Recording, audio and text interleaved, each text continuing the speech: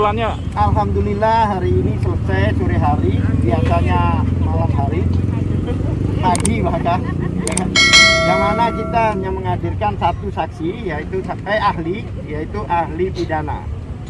Memang dari semula kita hanya menghadirkan satu ahli, yaitu ahli pidana. Tadinya kita mau menghadirkan saksi juga, yaitu saksi yang lawyer sebenarnya, yang tadinya mau dipakai oleh Mulyana, tapi ternyata ditinggal oleh Mulyana gitu. Nah, yang mana sudah diberikan waktu itu rekening koran yang asli. Nah, maunya mau dibawa di dalam persidangan ini. Tadi saya singgung sedikit ke DPU bahwa kerugiannya 3 bulan itu bukan 27 miliar tapi hanya 6 miliar. Wow. Bukan kerugian, transaksi yang terjadi. Transaksi. Maaf. Jadi artinya Mulyana itu menjual koin ke Suryani hanya 6 miliar. Jadi 27 itu tidak ada. Apalagi kemarin 27 itu diantaranya uangnya Haji Nana 13 miliar. Tapi Haji Nana bilang saya tidak nyuruh dia melapor. Jadi 27 itu gabungan uang gitu. Makanya itu bagaimana dia mengeklaim, ya kan? Mengeklaim bahwa dia itu juga ikut melapor katanya. Tapi faktanya tidak. Ya kan? Dan sampai hari ini pelapornya itu hanya 1 orang, yaitu melaporkan Suryani. Sedangkan yang melaporkan 2 orang yang melaporkan AY itu sebenarnya 1 tidak ada, tidak pernah hadir. Yang 1 kemarin ditanya kapasitas dia bukan sebagai pelapor tapi sebagai saksi Mulyana. Berarti kesimpulannya untuk Abdurrahman Yusuf tidak ada pelapor atau tanda kutip tidak ada korban. Makanya dikatakan kalau tidak ada pelapor, tidak ada korban, ya seharusnya persidangan ini tidak lanjut. Ya, Seandainya dipisahkan, ya selesai, itu udah nggak ada pelapor. Tapi karena digabung sama Suryani, makanya yang difokuskan ke Suryani. Gitu. Yang mana pasal demi pasal kita kutip tadi yang dikatakan ponzi atau skema itu tidak ada. Kenapa tidak ada? Karena faktanya terputus antara bawah sama atas. Jadi tidak ada pengumpulan dana ke atas tidak. Jadi antara bawah itu terputus. Jadi bukan ponzi. Kemudian masalah penipuan itu ditarik-tarik masalah iming-iming waktu itu. Karena 42 saksi yang di BAP 43 itu semua mengatakan iming-iming. Ternyata iming-iming itu sudah diatur untuk memplecetkan kata-kata mining menjadi iming-iming. Sehingga masuk ke unsur bujuk rayu. Itu aja. Tapi tadi terbukti bahwa iming-iming itu dikondisikan sebelum ada laporan, sehingga tidak ada unsurnya. Siapa yang mengkondisikan laporan itu, Bang, untuk iming-iming jadi? Ya pada waktu itu kan Mulyana sendiri, karena 2 minggu sebelum laporan itu terjadi pertemuan di apartemen Kuningan. Dan di situ dikatakan udah nggak usah khawatir karena BAP-nya juga sudah jadi dan sebagainya. Lah aneh, 2 minggu belum pelaporan BAP sudah jadi, kata Mulyana juga, dia ngakuin waktu itu. Gitu loh, itu. Yang hari Dari pertanyaan ini, JPU gimana Pak? Tadi seolah-olah mau menggiring, ada pertanyaan seolah-olah karena COVID, satu saksi itu bisa dijadikan 3 kasus. penegakan hukum itu tidak mengenal COVID. Kenapa pada waktu nangkep nggak ngomong COVID? Betul. Ya kan, penegakan hukum itu sesuai KUHP, sesuai aturan, itu tidak ada hubungan dengan COVID. Karena sudah ada aturan sendiri. Tadinya pada waktu COVID yang masih COVID banget waktu itu kan terjadi pakai online kan. Tapi karena sekarang mungkin sudah reda, menurut pada sebab itu dihadirkan secara terdakwa. Tidak ada alasan kok. Tapi unsur-unsur yang didakwakan itu, ya kan, 1, masalah penipuan tidak ada karena itu rekayasa iming-iming.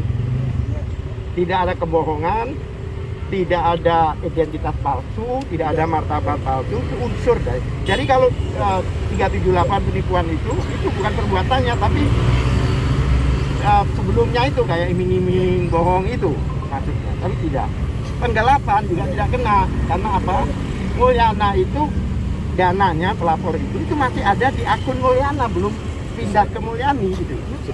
Suryani. Sorry, gabungan. Suryani, bukan belum ke Suryani, berarti tidak bisa penggelapan. Kemudian pasal 105 yang masalah ponzi itu ternyata terputus. kata ahli tidak bisa dikatakan kongsi atau skema, karena satu sama lain tidak ada hubungan. Bukan yang dan AY dalam hal ini dan teman-teman yang lain itu hanya menyediakan aplikasi. Dan dia sebagai member, dia tidak mengumpulkan uang. Contohnya kalau kita bicara WhatsApp itu aplikasi. Jadi kalau ada orang penipuan di dalam WhatsApp itu, pembuat aplikasi ini nggak bisa disalahkan. Seperti ya, satu. Kemudian 106 tanpa izin ternyata ada izinnya. Karena di Bapepti itu namanya bukan izin, terdaftar. Kemudian ada dari Menkominfo melaporkan aplikasinya, kemudian produknya sendiri dipatenkan, di hak cipta, haki, ya kan? Jadi semua perizinan oke. Tetapi kalau pasal itu tetap diterapkan tidak bisa. Karena pasal 106 itu Undang-Undang Nomor 7 2014 itu pasal perdagangan sudah diganti dengan Undang-Undang Omnibus Law. Berarti norma itu tidak diatur di dalam dakwaan itu karena sudah berganti undang-undangnya, tidak pas. Nah, yang pasal yang lain yaitu masalah penyebaran. Pasal 28 ayat 1, ya kan? Pada waktu AY ngasih pembelajaran, ngasih edukasi. Kemudian di film orang disebarkan, bukan AY yang menyebarkan. Dan bukan terdakwa yang lain juga. Terdakwa yang lain juga. Jadi semua orang di sini itu tidak ada yang bersalah.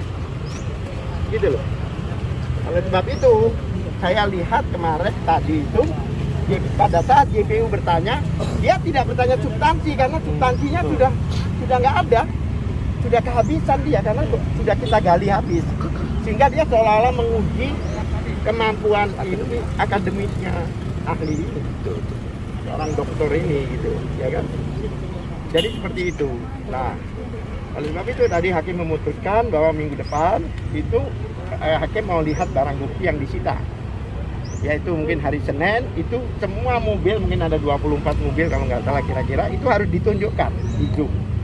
Selain mobil, minggu depannya lagi, sidang berikutnya lagi harus dihadirkan dalam persidangan. Termasuk uang?